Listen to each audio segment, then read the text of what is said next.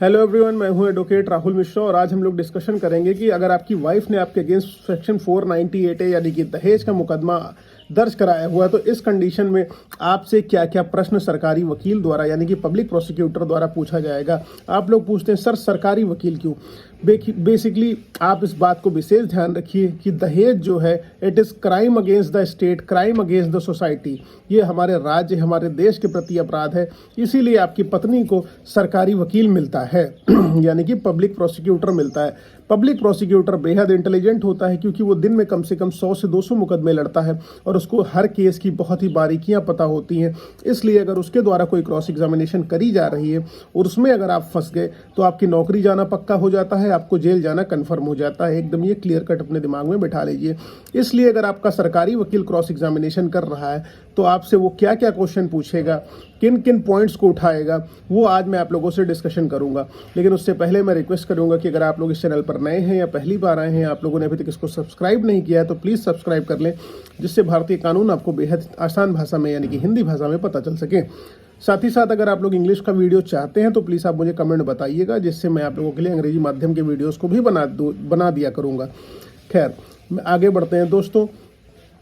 आप लोग मुझसे अगर बात करना चाहते हैं अपनी अपॉइंटमेंट बुक कराइए और अपॉइंटमेंट बुक कराकर ही फ़ोन करिए, क्योंकि हज़ारों व्यूज़ आते हैं और कई सारे कमेंट्स आते हैं। हर कमेंट का मैं पर्सनली रिप्लाई ज़रूर करता हूं, आप लोगों ने नोटिस किया होगा। और दूसरी चीज़ कि अगर आप मुझसे बात करना चाहते हैं प्लीज़ अपॉइंटमेंट बुक करिए। ज़रा सी छोटी सी फीस लेता हूं क्योंकि हम भी प्रोफेशनल हैं, हमें भी काम करना होता है, हमें भी पैसों की आवश्यकता होती है। इसलिए ताकि कोई प्रॉब्लम ना हो, अपॉइंटमेंट बुक करके ही आप मुझसे बात करें और आपकी प्रॉब्लम का बेस्ट पॉसिबल सोल्यूशन देने की कोशिश करूंगा। चलिए हम लोग अपना वीडियो स्टार्ट करते हैं। देखिए, जैसे ही आपका पत्नी आपके अगेंस्ट केस दर्ज कराती है 498 ए का, तो उसमें क्रॉस एग्जामिनेशन की जब स्टेज आती है, क्रॉस एग्जामिनेशन की स्टेज बेसिकली कब आएगी, जब आपका पहला स्टेप क्या होगा, आपका जो वकील होगा, आपके जो वकील साहब होंगे वो आपका कराएंगे, आपका चीफ कराएंगे। चीफ कराने का मतलब क्या होगा कि वो आपकी गवाही को लिखा लेंगे। जो आपके वकील साहब हैं वो आपका चीफ कराएंगे। फर्स्ट स्टेप में वो आपकी गवाही को लिखा लेंगे। उसी चीफ के बेसिस पे, मतलब जो आपने अपनी गवाही में लिखा हुआ है, जो भी आपने एविडेंसेस प्रस्तुत किए हुए, उसी चीफ के आधार पर सेकेंड स्टेप में क्या होगा, सरकारी वकील जो है आपसे क्रॉस एग्जामिनेशन करेगा। इसलिए जो अपनी गवाही में लिखा रहे हैं, जो अपने चीफ में लिखा रहे हैं, उसको बहुत सोच समझ के लिखें और उसको कायदे से एक तरीके से मैं कहूँगा कि याद कर लें, ताकि इवेंट्स, सर्कमस्टांसेस, डेट जो भी है कभी भी आपकी कॉन्ट्राडिक्ट ना हो, कभी भी डिफरेंट ना हो। क्योंकि कई बार होता है कि हमारे सारे तथ्य सही होते हैं, हम सही होते हैं, लेकिन हम प्रेशर में आके जो है चीज़ें गड़बड़ा देते हैं। क्योंकि सरकारी वकील बहुत अनुभवी होता है, वो आपसे रिलेवेंट फैक्ट पूछने की कोशिश करेगा और आप अगर इधर उधर की बातें करोगे तो आपको डांट देगा और डांट देने के बाद क्या होगा कि आप वहाँ पर घबरा जाएंगे। अगर आप घबरा गए तो आप अपना केस हार गए और वो आपको हो सकता है जेल की चक्कियाँ पिसवा दे।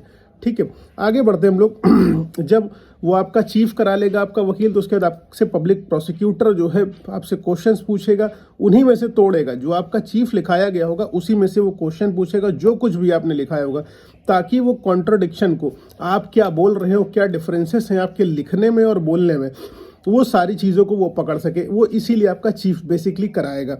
उसके बाद देखिए, सबसे पहला क्वेश्चन वो आपसे क्या पूछेगा।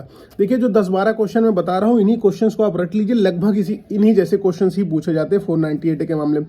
पहला क्वेश्चन पूछेगा कि आपकी शादी कब हुई थी, वो आपसे डेट कंफर्म कराएगा कि आपकी शादी कब हुई थी। वो पूछेगा फिर आपकी शादी जो है कहाँ हुई थी, किसके साथ हुई थी, मतलब कई कॉन्ट्राडिक्शन तो नहीं, डेट कंफर्म कराएगा, टाइम कंफर्म कराएगा, ये सारी चीज़ें वो आपसे पूछेगा। उसके बाद वो आपसे पूछेगा कि सबसे बड़ा इंपॉर्टेंट क्वेश्चन है, इसके बाद वो पूछेगा शादी के बाद आप अपनी पत्नी को लेकर कहाँ गए थे। अमूमन आदमी कहता है कि मैं अपने माता पिता के घर लेकर गया था और माता पिता के साथ रहने लगा था। मान लीजिए शादी के जस्ट बाद आपकी पत्नी आपके साथ 2000-3000 किलोमीटर दूर कहीं चली जाती रहने के लिए, ठीक। और उसके बाद क्या होता है, और वो डोमेस्टिक वायलेंस का मुकदमा आपके पेरेंट्स के अगेंस्ट लिखा देती। तो अगर आपकी पत्नी, मान लीजिए आपसे दूर, आप और आपकी पत्नी दूर रह रहे थे, आपके माता पिता अलग रह रहे थे, तो उस कंडीशन में डोमेस्टिक वायलेंस तो हो नहीं पाएगा, उनका शोषण तो हो नहीं पाएगा। आगे चल के क्या होगा, अगर आप मान लीजिए कि हम अपने माता पिता के घर लेके गए थे, कह देते हैं, तो ये इस पॉइंट को आपका सरकारी वकील जो होगा वो नोट करा देगा कोर्ट को, और आगे चल के आपकी पत्नी को डीवी एक्ट में यानी कि डोमेस्टिक वायलेंस में उसको फायदा मिल जाएगा। वो कहेगी कि देखिए, इन्होंने अपना 498 के क्रॉस एग्जामिनेशन में बताया हुआ था कि ये मुझे अपने माता पिता के साथ रखते थे। ठीक है, उसके बाद ये और फिर डीवी के लिए आप ये निश्चित हो जाएगा कि आपका जो मैंडेटरी एस्पेक्ट है, जो डोमेस्टिक वायलेंस के लिए जरूरी चीज़ है कि जिसने आपका शोषण किया हुआ है, जिसको आप लिखा रहे हैं मुकदमे में, वो सेम हाउस होल्ड शेयर करता हो आपके साथ, सेम घर में रहता हो, ठीक, तभी उसका डोमेस्टिक वायलेंस हो पाएगा। डोमेस्टिक अगर वायलेंस होने की आप बात कह रही हैं तो सेम हाउस होल्ड शेयर करता हो, कोर्ट ये कहेगी अपनी पत्नी, आपकी पत्नी से, तो आपकी पत्नी ये प्रूफ कर ले जाएगी 100 उसमें जो है डोमेस्टिक वायलेंस के केस में कि मेरे पति ने अपने इसमें 498 के स्टेटमेंट में क्रॉस एग्जामिनेशन में कहा है कि वो अपने माता पिता के घर में मुझे रखते थे और हम सब एक ही घर में रहते थे, तो हमारा सेम हिस्सा हाउस होल्ड शेयर हो गया, तो मतलब मेरे ऊपर डोमेस्टिक वायलेंस हुई है, वो साबित कर ले जाएगी। तो ये आपको जेल में भेज सकती है, चीज़ें आपके लिए समस्याएं खड़ी कर सकती है। इसलिए जो है बच के रहिए। इसकी कॉपी वो डीबी में यूज़ करेंगी। डीबी में यूज़ करने से उनको क्या हो जाएगा कि उनको एडवांटेज मिल जाएगा। इसलिए कोई भी जब आपको देना है सोच समझ कर देना है। अगर जब आप सोच समझ कर नहीं दे रहे हैं तो आप समझ लीजिए कि अपने लिए खुद ही गड्ढा खोद रहे हैं। बहुत सोच समझ के, बहुत इंटेलिजेंस के साथ अपने वकील से बात करिए। आपके वकील बहुत इंटेलिजेंट है, आप वकील साहब से बात करिए, वो वकील साहब आपको अप्रोप्रिएट तरीके से बताएंगे कैसे आपको आंसर्स देने हैं। जैसे मैं बता रहा हूँ कैसे आंसर देने। साथ ही साथ आप लोग, बहुत सारे लोग कहते हैं सर आप मेरा फलाने स्टेट में केस लड़ेंगे। भाई मैं all over India supreme court से लेके high court and different district courts तक जाता रहता हूँ। जहाँ पर मुझे मेरा क्लाइंट फीस देता है मैं वहाँ पर पहुँच जाता हूँ। सबके लिए मैं न्याय की लड़ाई लड़ता हूँ, इसमें कोई दो राय नहीं। खैर हम लोग आगे बढ़ते हैं।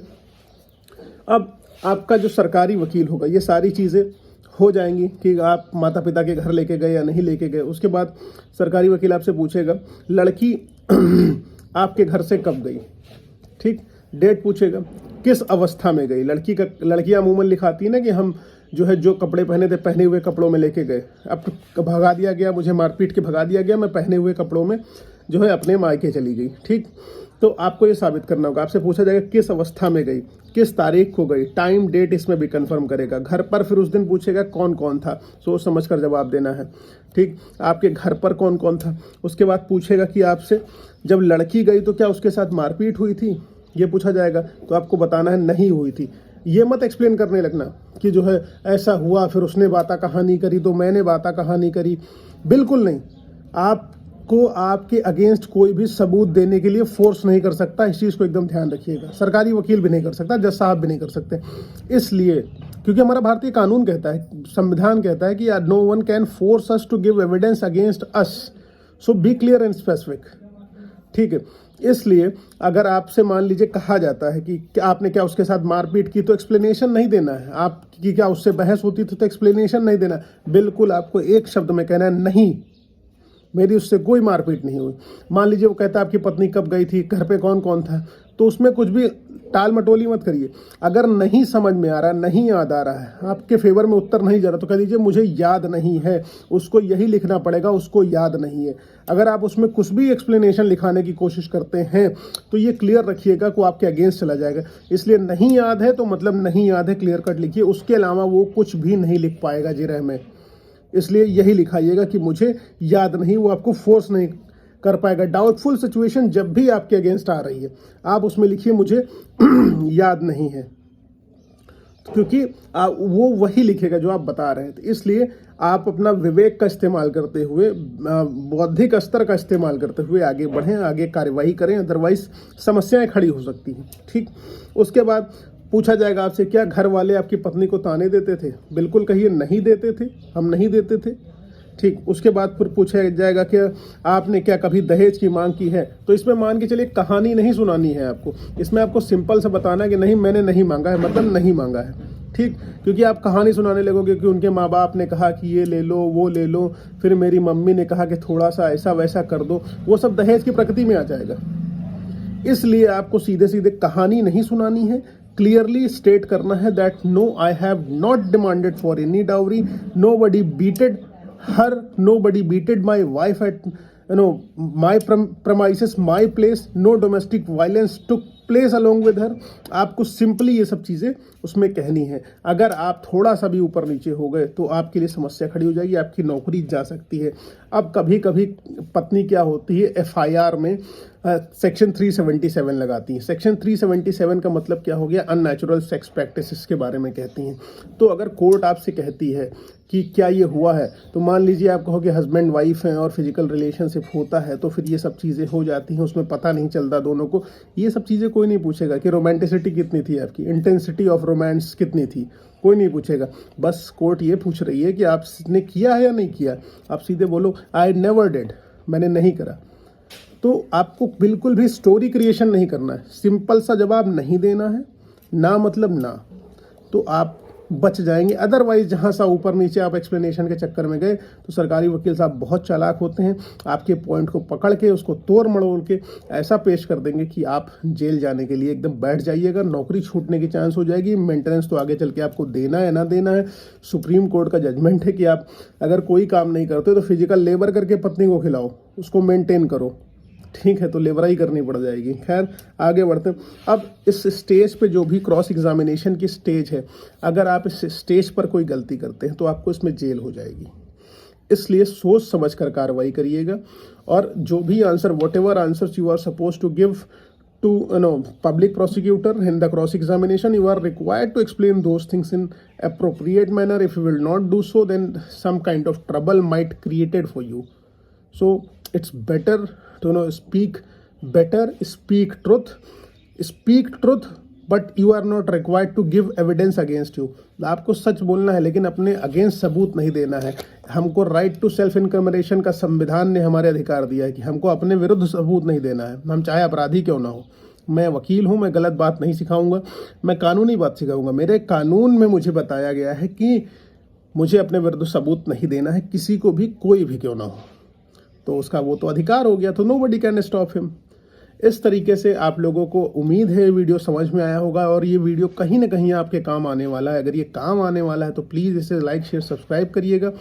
साथ ही साथ अगर अपॉइंटमेंट बुक कर बात करना चाहते हैं तो प्लीज़ बुक करें और मुझसे बात करें, मैं आपकी समस्याओं का बेस्ट पॉसिबल सोल्यूशन दूंगा। उसके साथ अगर आप मुझे सोशल मीडिया हैंडल्स पर अभी तक आपने फॉलो नहीं किया तो फेसबुक, इंस्टाग्राम, ट्विटर का मेरा लिंक डिस्क्रिप्शन बॉक्स में है, आप मुझसे बात कर सकते हैं। मेरा मोबाइल नंबर डिस्क्रिप्शन बॉक्स में, यू कैन कॉन्टैक्ट मी।